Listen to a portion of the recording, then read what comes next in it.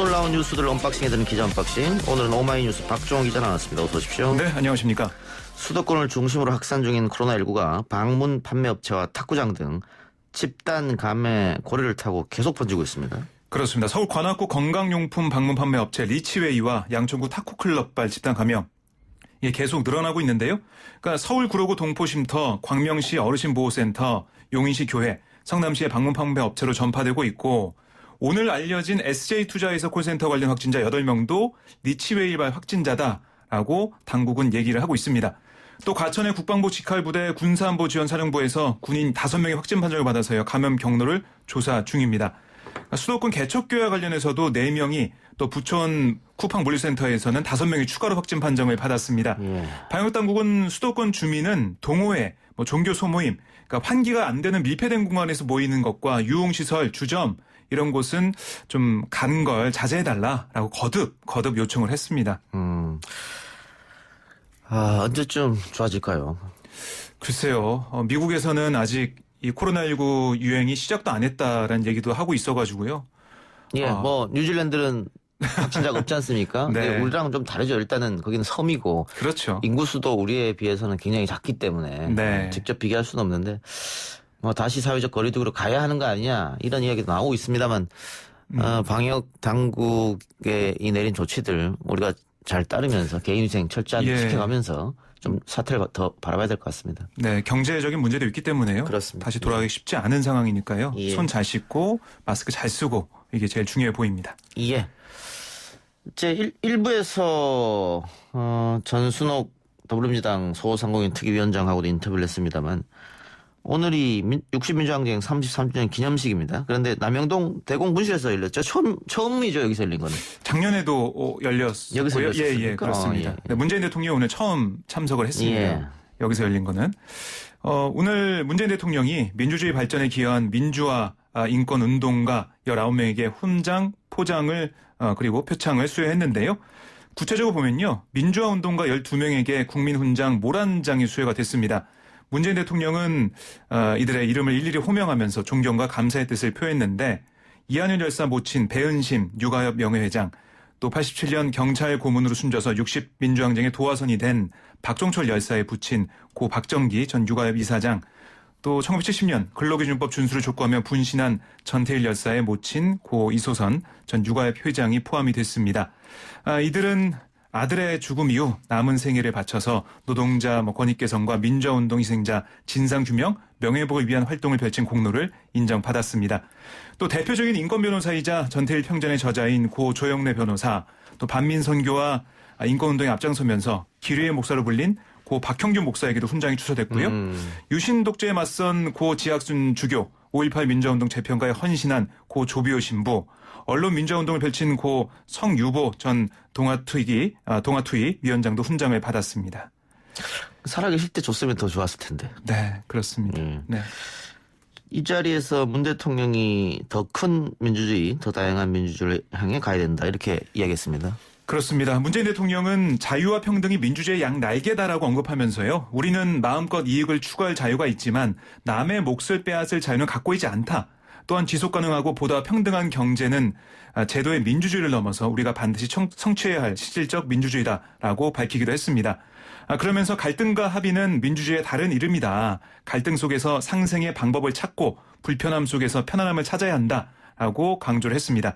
특히 평화는 어렵고 힘든 길이지만 그럴수록 우리는 민주주의로 평화를 이뤄야 한다. 그렇게 이룬 평화만이 오래도록 우리에게 번영을 가져다 줄 것이다라고 말을 했습니다. 그리고 문 대통령 내외가 박종철 열사 물고문 현장을 찾기도 했는데요. 예. 문 대통령은 철저한 고립감 속에 여러 가지를 무너뜨려버리고 처음부터 공포감을 주는 것이다. 이렇게 말을 하기도 했습니다. 예. 정치권 이야기 해볼까요? 국회 본회의에서 국회 상임위원회 의원 정수에 관한 규칙 개정안을 의결됐다고 하는데 어떻게 바뀐 겁니까? 네, 복지 정수가 기존 22명에서 24명으로 늘었고요. 산자인은 29명에서 30명으로 각각 늘어났습니다. 예. 복지위는 코로나19 확산과 관련해서 질병관리본부가 청으로 승격되잖아요. 이 점이 반영이 됐고 산자위는 한국판 뉴딜과 신산업 분야 논의를 준비하는 점을 반영해서 증언이 이뤄졌습니다. 대신 과학기술정보방송통신위원회, 외교통일위원회, 또 문화체육관광위원회에는 각 1명씩 줄어서요. 과방위가 20명, 외통위가 21명, 문체위는 16명이 됐습니다. 나머지 상임위 의원 정수는 20대 국회와 같습니다. 예. 자, 관심은 온 구성인데 아직 팽팽하죠, 여야가. 그렇습니다. 당초 오늘 본회의 이후에 박병석 국회의장하고 김태년 조영 앙당 원내대표가 만나는 걸로 알고 있었거든요. 기자들도 취재 준비를 했었는데 회동이 불발됐습니다.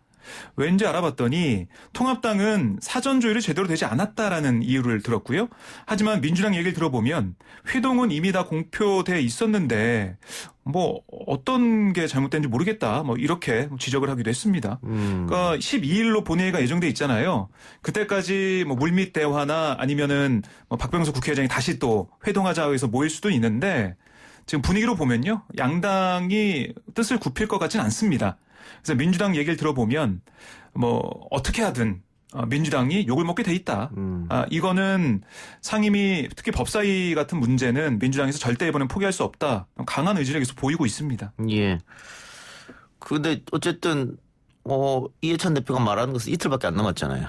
그렇습니다. 12일 예. 이번 주 금요일이거든요. 예. 근데 본회의 오후에 예정돼 있으니까 아마 그때 처리가 될 것으로 보이고요. 만약에 합의가 안 되면 박병석 의장이 어쨌든 상임위원장 자리를 배분할 가능성이 크거든요. 예. 11대 7 정도 배분하는데 법사위 그 위원장 자리는 민주당으로 배분되지 않을까 이렇게 예측해 볼 수가 있습니다. 미래통합당에서 안 받으면 어떻게 됩니까? 안 받으면 국회 법대로 그냥 하는 거죠. 18대 0 됩니까? 통합당이 안 받으면 그렇게 될 가능성도 있는데 그렇게까지 안 될 거고요. 통합당도 지금 이렇게 버텨서 얻을 수 있는 게 없다고 생각할 거예요. 예. 그리고 11대 7이 되면 7석의 상임위원장 자리는 가져올 수가 있잖아요. 예. 다른 중진 의원들, 통합당 중진 의원들은 아마 그 위원장을 하고 싶어하는 분도 있기 때문에요. 이런 면에서 주호영 원내대표가 끝까지 자신들의 입장을 고수하겠지만 결국 11대 7 정도로 또 법사위원장은 민주당이 가는 쪽으로 마무리되지 않을까 예상해 볼 수가 있습니다.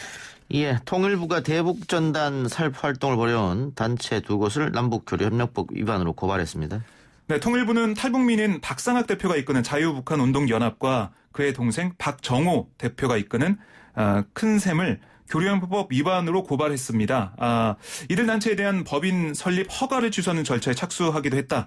이렇게 또 덧붙였는데요.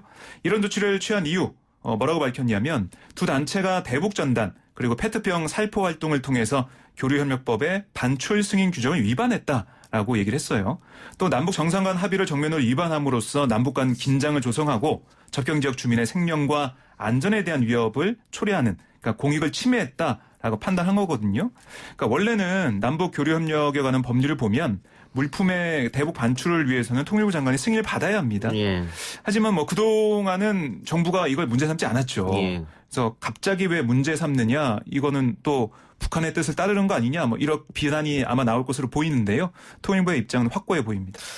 저도 좀 이해가 안 가는 게 이렇게 할 거면 진작 하던가. 네.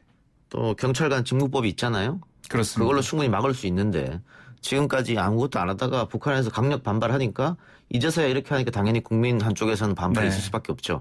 통일부가 왜 이렇게 뒤늦게 일을 처리하는지 모르겠네요. 네, 그런 일이 많이 늦어 보입니다. 지적도 나오고 있습니다. 예. 네. 서울시 교육청이 서울 지역 국제중 두 곳의 재지정 취소 절차에 들어갔다. 이게 네. 굉장히 유명한 학교죠. 네, 대원국제중학교와 영훈국제중학교, 이게 특성화 중학교 지정 취소 절차에 돌입한 건데요. 국제중은 아시는 것처럼 원래 오랜 외국 생활을 끝내고 귀국한 학생들이 국내 학교에 적응하기 쉽도록 교육하고 조기 유학 수요를 흡수할 목적으로 설립이 됐습니다. 예. 그래서 대원중하고 영훈중이 2009년에 일반중에서 국제중으로 전환이 된 거예요. 예. 하지만 서울시 교육청이 2017년 내놓은 자료를 보면 국제중의 해외 출신 학생 비율이 1.4%였습니다. 그리고 이 두 학교의 학생 1인당 학비가 약 1,000만 원 이상이에요. 예. 그래서 귀족 학교다라는 비판도 있었고요. 예. 의무교육 과정인 중학교에 보내는데 이렇게 많은 돈을 써야 되냐. 사회적 위화감이 든다. 이런 비판도 있었고요. 하지만 제일 큰 문제는 이거죠. 글로벌 인재 양성 등의 건학 이념을 위해 설립됐지만 들여다보니까 그냥 입시 위주의 교육기관이었다. 사교육을 부추기고 학교 서열화를 조장했다. 이런 지적이 계속 제기가 됐습니다. 설립 취지랑 완전히 다르게 운영되지 않았느냐. 그렇습니다. 이 얘기 같습니다. 네. 학부모들은 반발하겠네요. 네. 네, 그렇습니다. 이 이 교육부에서 지정 취소 결정이 나면 법원에 특성화중학교 지정 취소 처분 효력정지 가처분을 신청하겠다라고 이 두 학교에서는 얘기를 하고 있어요. 예. 행정소송을 제기하겠다라는 건데요. 학교 관계자는 국제중을 없애기로 결론을 내놓고 평가를 한 것이다. 예. 소송을 갈 수밖에 없다라고 말을 하고 있고요. 일부 학부모들은 아이들이 질 높은 교육을 받아서 계층 이동할 수 있는 교육 사다리를 교육당국에 걷어찼다라는 또 비판도 하고 있습니다. 예. 람보르기니, 벤틀리, 포르쉐, 소위 네. 말하는 슈퍼카들이죠. 초고가 그렇습니다. 외제차. 네. 국내 시장에서 굉장히 큰 성장률을 보이고 있는데 예. 문제는 대부분이 법인 명의로 이루어지고 있다. 네. 근데 법인명으로 구매를 하면은 회사 용도로 써야 될 텐데. 그렇습니다. 이 법인명으로 구매를 해놓고는 개인이 쓰니까 문제다. 이 얘기 아니에요? 네, 그런 지적이 나오고 있는데요. 우선은 통계를 좀 보면 올해 들어 4월까지 람보르기니 판매가 80넉 대로 작년 동기 대비 265% 예. 솟아올랐습니다. 예. 이 중 법인 명의가 79대, 그러니까 94%고요. 개인 구매는 5대 뿐이거든요. 그러니까 이걸 보면 전체 수입자 기준 법인 구매 비율에 비해도 한 2.5배 높은 거예요. 예. 그러니까 차종 가격을 보면 이거 어렵더라고 이름이 아벤타도르. 예. 이게 6억 4천만 원에서 7억 5천만 원 정도고요. 그리고 우라칸이라는 차종은 3억대 초반입니다. 예. 롤스로이스 같은 경우도 42대 가운데 39대가 그리고 벤틀리는 60대 가운데 50대가 법인 명의로 구매가 됐습니다. 예. 마세라티도 뭐 법인 구매가 많았고요. 포르쉐도 마찬가지였습니다. 결국은 예. 이거를 오너나 혹은 오너의 가족들이 타는 거잖아요. 그러면 회사에 손해를 끼치게 되는 거 아니냐. 네. 이렇게 되는 건데. 그러니까 최근 국세청도 회사 명의로 고가의 수입차를 사서 가족들이 이용하도록 한 사례를 적발했습니다. 이번에. 예. 한 기업사주는 13억 원 상당의 스포츠카 2대를 배우자와 대학생 자녀가 개인용으로 쓰도록 했고요. 대학생 자녀 개인이요? 그렇습니다. 네. 그러니까 조사 대상자 24명 가운데 9명이 회사 명의로 차 41대를 보유하고 있었는데 이게 총 가격이 102억 원이고 한 대당 약 2억 5천만 원 수준이었다고 합니다. 이러면 국세청에서 어떤 조치를 취합니까? 국세청에서 이 법인 명의로 산 걸 개인 명의로 썼으면 거기에 합당한 세금을 물리던가 내라. 그런 조치를 취할 걸로 보이고요. 조사를 지금 계속 진행하고 있습니다. 예, 알겠습니다. 하나만 더 하고 마치죠. 네. 해외에서 마약을 투약하고 밀반입한 혐의로 기소돼서 1심에서 징역형의 집행유예를 선고받은 홍정욱 전 의원의 딸 홍모 씨가 항소심에서 선처를 호소했습니다. 네, 홍 씨는 항소심 첫 재판에서 제 잘못과 부주의로 부모와 가족들에게 상처 준 것을 깊이 뉘우친다. 마약에 의존하려 한 철없는 행동을 반성할 계기로 삼아 자신을 더 채찍질하게 됐다라고 말을 했는데요. 그러면서 부모님의 사랑과 주변의 위로 등으로 조금씩 나아졌고 봉사, 아르바이트 등 여러 활동을 하며 보람을 얻고 우울증을 이겨낼 힘을 얻었다. 선처해 주시면 가족의 사랑과 주변의 기대에 보답하는 의미 있는 삶을 살겠다라고 다짐을 했습니다. 이게 검찰이 징역 5년을 구형했는데요. 오늘 홍 씨가 항소를 취하할 뜻을 밝혀가지고 곧바로 결심 절차가 진행됐고요. 오는 26일에 홍 씨의 선고 공판이 열립니다. 알겠습니다. 지금까지 기자 언박싱 오마이뉴스 박정호 기자였습니다. 네, 고맙습니다.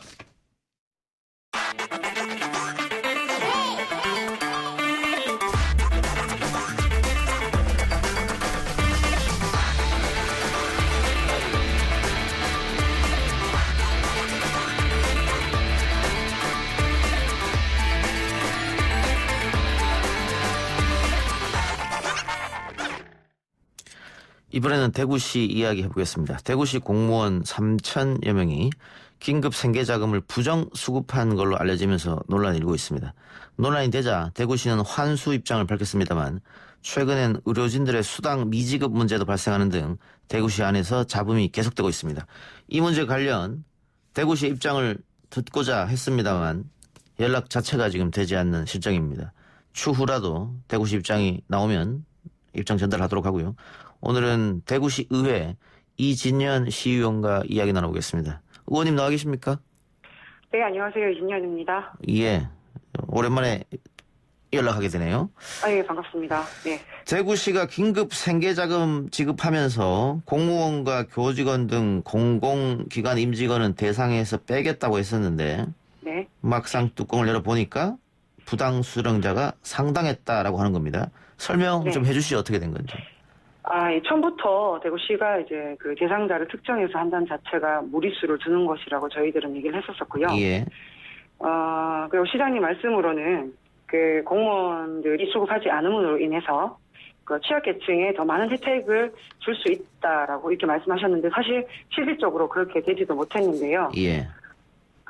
지금 한 6월 1일 기준으로 3,928명 건 4,000명 정도가 부정 수급한 걸로 알고 있고요. 예. 공무원이 한 1,800명, 또 사립학교 교직원이 한 1,500, 1,600명 정도 가량이 됩니다. 예. 그 나머지는 뭐 군인들, 산하기관에 뭐 한 600명 정도 해서 한 4,000명 정도가 되는데, 한 1,800명 정도 공무원은 대구시 공무원뿐만이 아니라 경찰, 소방, 뭐 국공립 교직원 등등 해서 전방위적으로 부정 수급을 하다라고 보여지는 정황이 있습니다. 지금. 금액은 어느 정도 됩니까? 부정 수급 금액은? 지금 6월 1일 기준으로 한 25억이라고 얘기하는데요. 예. 저희가 볼 때는 지금 기준으로 좀 더 많이 늘어났지 않나 그렇게 보고 있습니다. 열흘 정도 지났으니까. 네네. 예. 그러면은 이진현 의원의 입장은 뭐였습니까? 처음에 그 대구시 전 시민에게 지급하자 이거였습니까? 그런데 예, 저희는 늘 전 시민들에게 현금으로 즉시 지급하자라는 얘기를 끊임없이 했습니다. 예. 그런데 대구시의 입장은 어떤 거였습니까? 대구시 입장은 뭐 아시다시피 동의하지 않았고요. 예. 이렇게 대상자를 이렇게 특정하기도 하고 그리고 또 지금 대구시에서 하는 거를 보면 많은 시민들한테 혜택이 가야 되는데 실질적으로 그렇게 되지도 못하고 있는 상황이라서 좀 너무 안타까워하고 예. 있습니다. 저희들은. 네. 그 당시 대구시에서는 뭐 부자들을 한테까지 줄 필요가 있느냐 이런 것 같은데 그 기준을 어떻게 잡았나요? 지급하는 기준을? 지급 기준은 우리 아시다시피 그 의료보험 기준으로 잡았는데요. 예. 의료보험 기준이 이제 타 지역하고 비교했을 때, 그러니까 대구 지역은 특수 상황이다. 국가에서도 재난 지역으로 선포했는 만큼 많이 어려우니까 이 금액 자체도 저희가 좀 바꿔야 된다. 다른 데하고는 좀 이렇게 기준을 달리 해야 된다라고 얘기를 했는데도 끊임없이 이제 저희 얘기를 들어주지 않고 나중에 또 여러 문제가 생기니까 조율을 해보겠다. 이렇게 된 일이 있죠. 예. 그럼 지금 총체적 부실입니다. 예. 대구시 의회 구성은 역시 미래통합당 의원들이 많이 분포돼 있는 거죠. 예. 25대 30명 중에 5명이 저희 민주당이고요. 나머지 25명은 미래한국당입니다. 25명 미래한국당이고. 그러면 네네.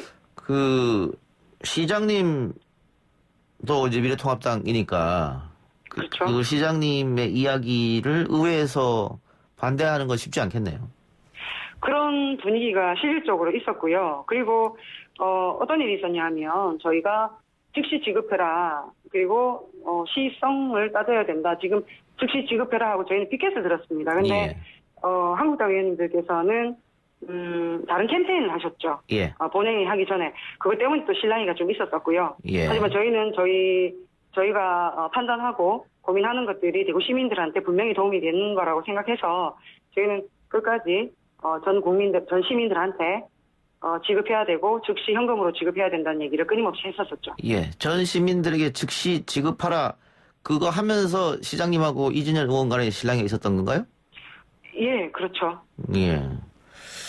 알겠습니다. 자, 근데 어쨌든 네. 4천여 명 정도가 부정 수급을 했습니다. 취약계층에게 가야 할 돈인데 예. 지금 공무원 또 사립 교원 대구시청 공무원 출연 기간에 있는 사람들까지 4천 명 정도 돼서 부정 수급을 했는데 이게 이 부정 수급한 사람들이 네.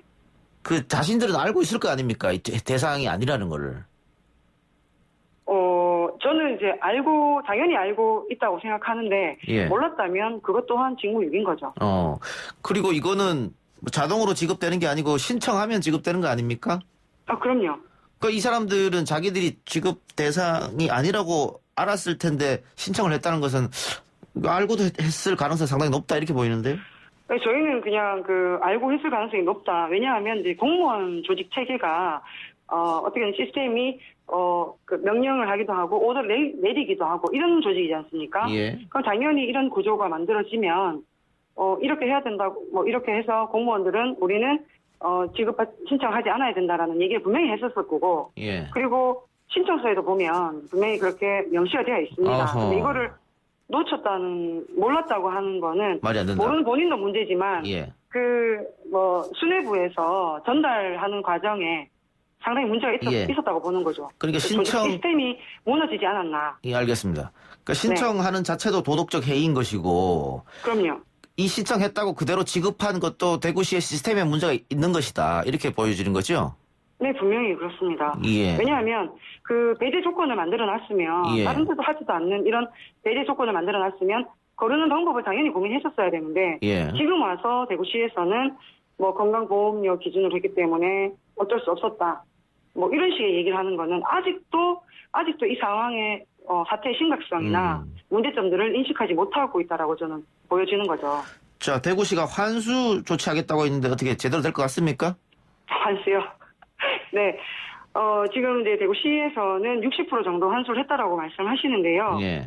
좋아요. 그러면, 1,몇백 명 되는 공무원들 같은 경우에는 환수를 할 수 있다고 봅니다. 예. 근데 일반인들 한 500명 정도한테도 잘못 지급된 부분이 있고요. 어허. 예. 그리고, 지금 환수하는 데 있어가지고 선불카드하고 온누리 상품권으로 지급을 했단 말입니다. 예.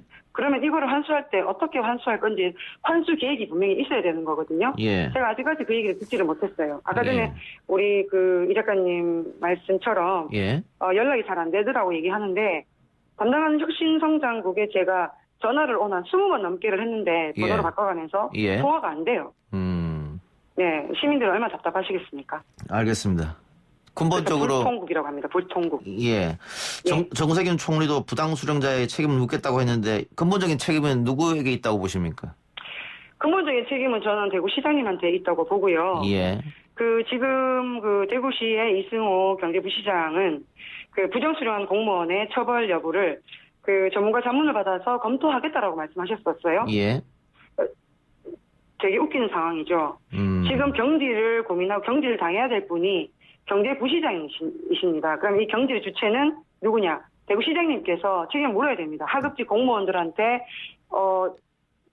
검토를 해서 예. 이분들을 처벌 여부를 가리는 게 아니라 예. 결정권이 있는 국장님 이상 수뇌부가 지금 책임을 안아야 되는 거고요. 책임을 져야 됩니다. 그래서 지금 나오는 얘기가 사업에 대한 책임제, 공무원들 책임제 이런 것들을 지금 조례로서 논의해야 될 때가 아닌가 하고 지금 고민 중에 있습니다. 알겠습니다. 의료진들 수당 미지급 문제는 어떻게 해결됐습니까? 아니요, 아직도 지급을 다 못하고 있는 걸로 제가 오늘 파악을 했고요. 예. 제가 보고받을 때는 저번 달에 왜 지급 안 했냐고 다시 다그쳐 물었을 때는, 우리 지정 병원에서 근무표가 출퇴근 이런 거 있지 않습니까? 예. 오지 않았기 때문에 지금 못하고 있다. 그게 정리해서 들어오면 바로 지급하겠다라고 얘기했는데 지금 또 다른 이유를 들어 다른 말을 하고 있어서 내일 다시 정확하게 문서로서 질문을 하고 문서로서 받을 예정입니다. 알겠습니다. 의원님 오늘 말씀 여기까지 듣겠습니다. 고맙습니다. 네, 감사합니다. 지금까지 대구시 의회 이진현 시의원이었습니다. 뉴스 듣고 옵니다.